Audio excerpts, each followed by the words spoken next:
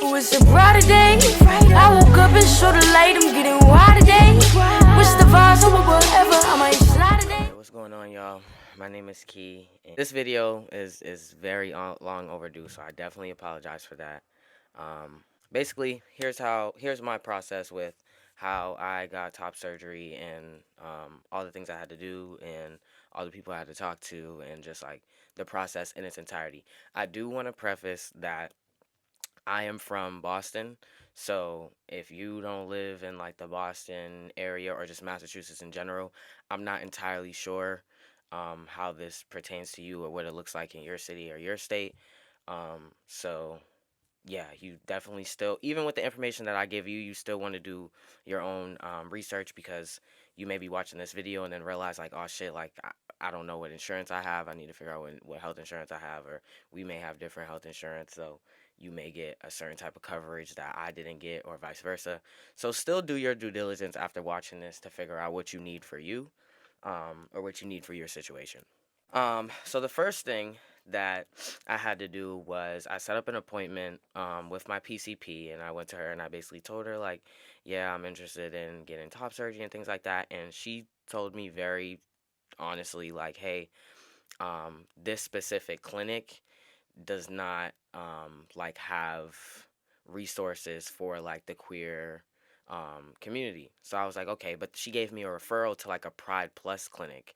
And I think at the time the Pride Plus clinic was through Atrius Health, and it was in Back Bay, if I'm not mistaken.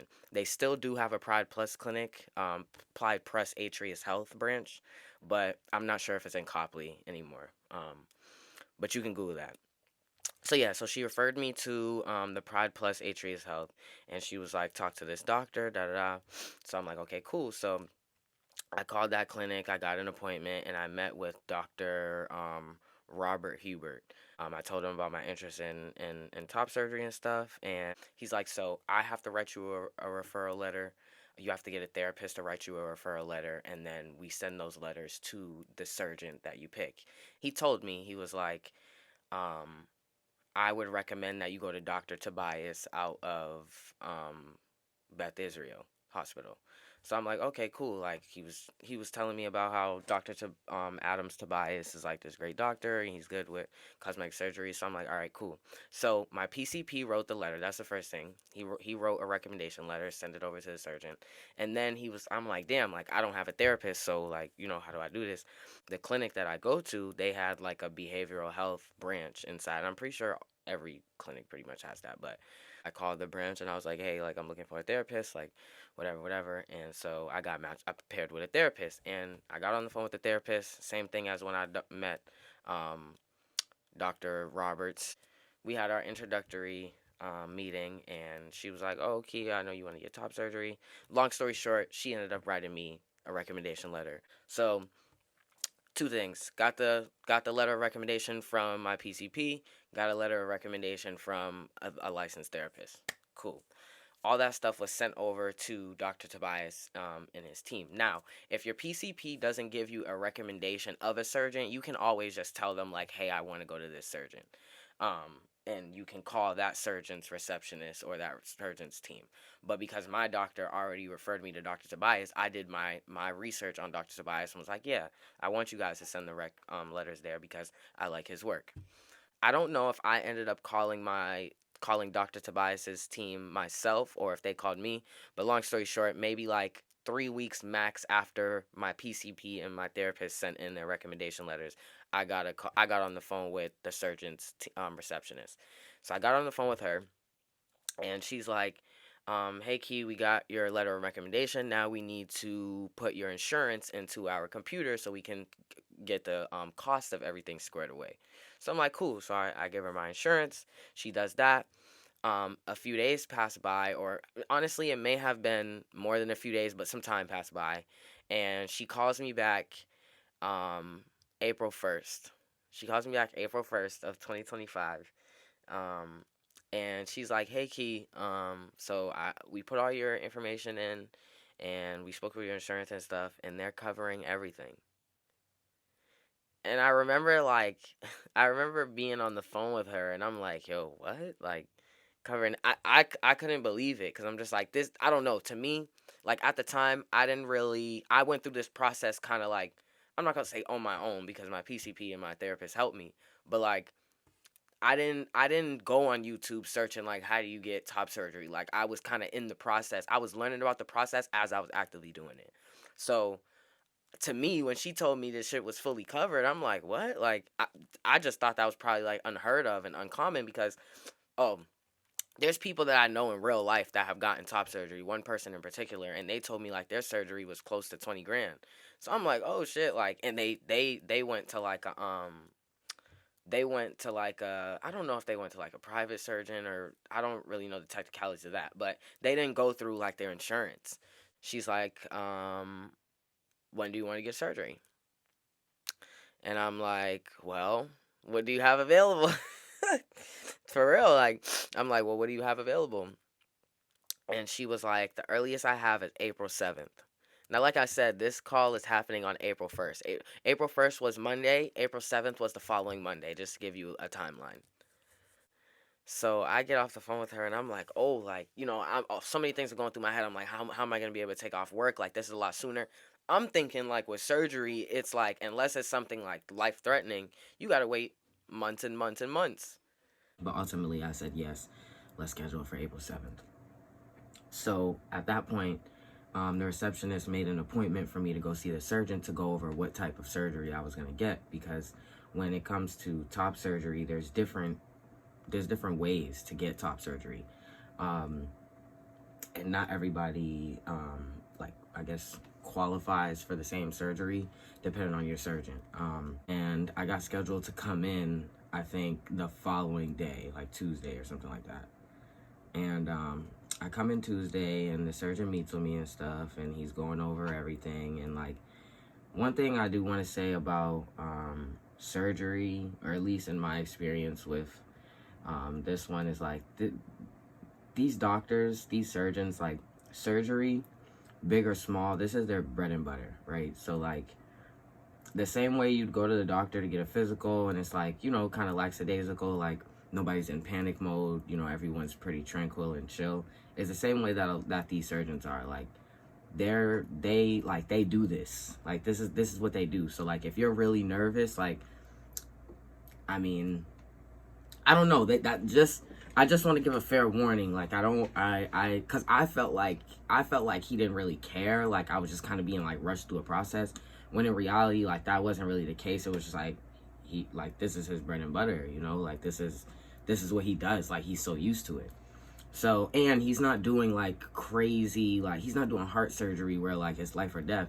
Granted, anything can happen on the operating table, but he's doing cosmetic surgeries. People for the most part are willingly coming in saying, I want this. It's not life or death. So just keep that in mind, because that's something I didn't know coming in. So I meet with him. He looks at my breast at the time, and he's like, okay, so this is the surgery that I think would best suit you. And he tells me the surgery that would best suit me would probably be double incision, which is when they make 2 incisions, do what they got to do, stitch you back up, reattach your nipples, pretty much. And I'm like, damn, like, I wasn't expecting that, because my breasts were never big. So I was thinking I could get the least invasive, like, keyhole, where they just like cut under the nipple, take the fat out, kind of sew you back together, basically. And he was like, he broke down like why that probably wasn't the best choice, and how like he's just afraid that if I get that surgery that I'll come back and have to get and kind of want to get another one because it doesn't look as masculine as it could. And I'm like, you know what, like, okay, cool. And I'm not gonna lie, it took me a minute to like really accept what he was saying, because I really thought, like, I was like dead set, like, I want to get keyhole, I want to get the least invasive, like, I'm not about to have big scars, like, all that. And I was mistaken. I end up leaving and I sit on it. I'm like, damn, do I want to have double incision? Because I was really expecting to have the least invasive. And then Thursday, Friday came around, and I was like, nah, like, I need to go have another meeting with him, because I don't really know how comfortable I am with getting double incision. So I have a meeting with him, and also too, during that appointment, we didn't like dead set confirm like this is what is happening, this is how he was just kind of telling me or whatever. So I thought about it for a while, and I scheduled I called his receptionist a few days later, and I'm like, yo, I need another appointment. Like, I need to talk to him and stuff like that. And so she gets him another appointment. She sets me up another appointment for the end of that week, and we talk. And he's like, oh, I'm sorry, Key, like, if I wasn't clear, like, and he explains everything to me again. And I'm like, you know what, I'll go with it. I just want to take a pause in the video right now real quick and say, if you have a certain expectation or a certain thing that you're looking for out of top surgery, and like you're not going for any other kind than the one you feel like you can get, find the surgeon that's willing to do that for you. I have no regrets. Yes, I went into it thinking that I could get the least invasive, and I came out with the most invasive, but I was okay with that. I was able to live with that, still am able to live with that. I have no regrets. And so his whole thing was like, the way my muscle underneath my breast is structured, double incision will be the best. So just keep in mind, like, go with your better discernment. I'm actually personally really glad I listened to the surgeon, because I could have just said, you know what, fuck what you're saying. Like, I'm going to go over here to somebody else, even if I had to go to a whole nother state. I know there's people who have done that to get what they want. So if you don't feel comfortable with what you're about to get, and like you feel like that's something you're not willing to live with, or even if you could live with it, it's just like not your preference, get as many get as many opinions as possible, because at the end of the day, this is your body. You have to live with it, and people can tell you what is best for you and what work. You know, these surgeons have been doing this for a very long time, so they can tell you all these things, but ultimately at the end of the day, like, you're the one who has to rock around with the end product. So if you are not fully if you have not fully immersed yourself in accepting the end product, then, you know, I'm not going to say don't do it. All I'm saying is, if you are not, just be dead set. Be dead set. You know what I'm saying? In my experience, I'm glad I listened to the surgeon, because I could have been stubborn and went somewhere else. But I'm actually really glad. So, just want to put that out there. Well, yeah, I had another appointment. We squared things away. I'm like, all right, cool. I got surgery in a couple days at this point. I'm getting double incision. And that's pretty much how that went. Literally, it was April 7th, and I was dumb nervous leading up to it. I'm really, really glad I actually listened to him and got the surgery when I got it, because my insurance got weird, like really, really weird. If I had waited a month or two longer, I would have had to cut that check. So I got, everything just kind of worked out, long story short. But yeah, y'all, that's pretty much my journey with top surgery.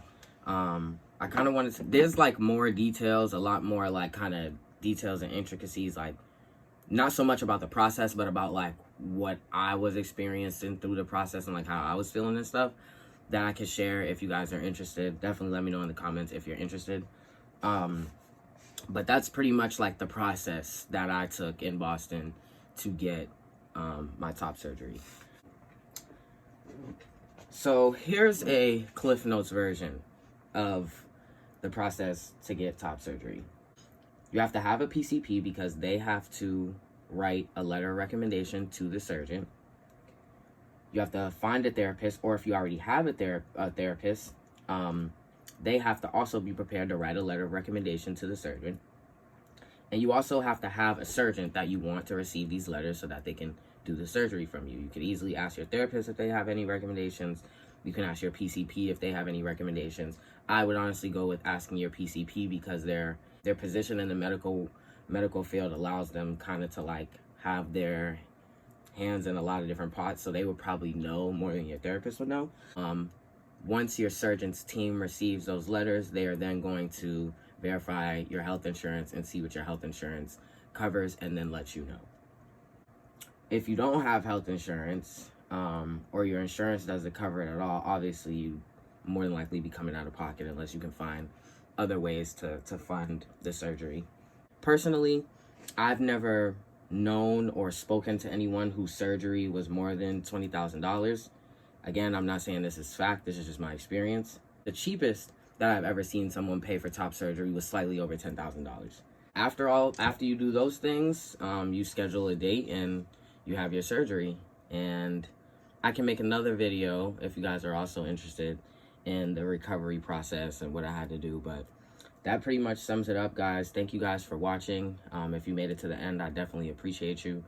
Definitely drop a comment below letting me know if you like the video, what you think, any more questions. Like I said, I have there's a lot more details for regarding this surgery that kind of tie into how I was feeling and stuff like that. So just let me know what y'all want to see and I'll deliver. I definitely won't make a 6-year gap in videos on YouTube or any platform again. So you guys take care, be safe, and again, thank you guys so much. I'm getting high off this life shit, enjoying the silence, ignoring the sirens. You can't feel without the breeze.